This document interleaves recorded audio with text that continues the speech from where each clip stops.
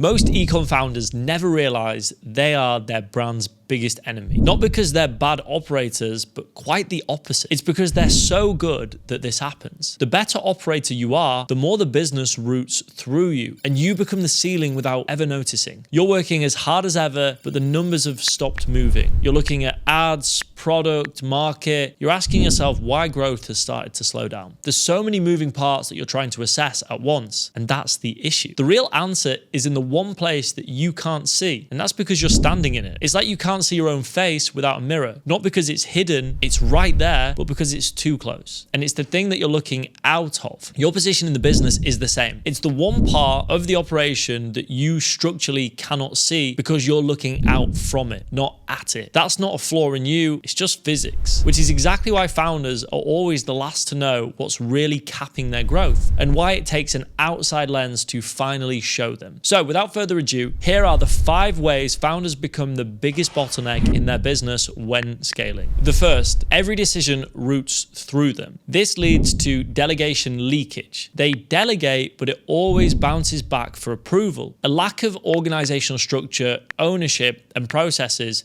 mean that no one else has the conviction or the authority to actually sign things off. This isn't a people problem, it's a system problem.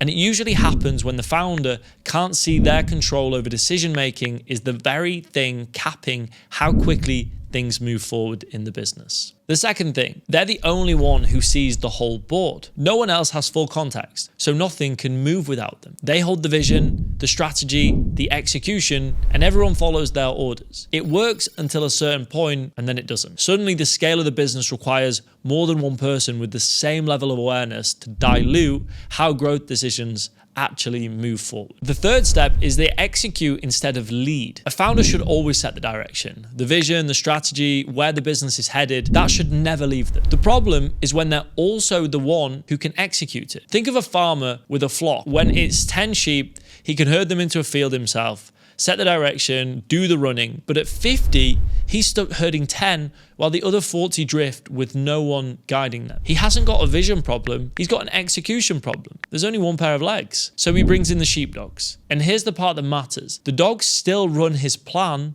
on his whistle in the field that he chose. He never stops leading, but now the direction actually reaches all 50 sheep because someone else is doing the running. And that's the shift. Not handing over the decisions, but building a layer that executes them. So you can go back to doing the one job only you can do, pointing the whole thing in the right direction. The fourth thing is they confuse being needed with being valuable. And this one might take a little bit of time to process.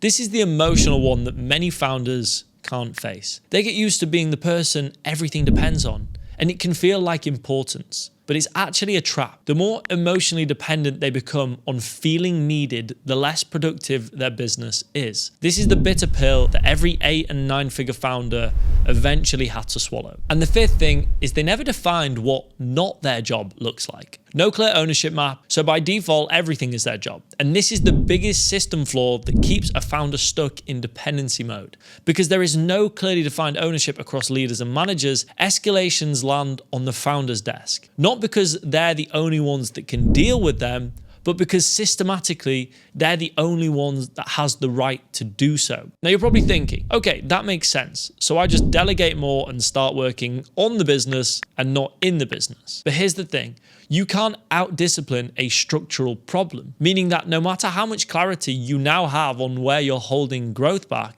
you can't just delegate your way out of an org that was built around you, because the structure itself keeps routing everything back to you no matter how hard you work. The problem isn't your habits, it's the current architecture. Any guru can tell you to work on the business instead of inside it. But without restructuring your organization to allow for this, you'll stay stuck in a loop of trying to outwork your current situation. Maybe you've already got to that point now, where you're working harder than ever, but nothing seems to be moving at the rate you'd like. A simple fix to determine where the business is still routing through you, where the structural inefficiencies are, and what needs to be put in place to move on from this current situation would be to run an internal diagnostics. For our clients, we run the company reality screening process and provide a 20+ page report. This shows them where decisions still route through them as the founder, how much ownership their team actually feel like they have, how clear they are on their role, and how sustainable the current situation is, along with many other things. This information alone has led to millions of dollars in unlocked revenue, because sometimes you're sitting on a gold mine and you just needed to dig a little bit to expose it. If you'd like to learn more about the company reality screening process, then check out one of my previous videos. Or subsequently, you can head over to my Instagram, link in the description, and learn more about it there. And if it looks like something that you need, then DM me 5 to get your audit done by me and my team ASAP.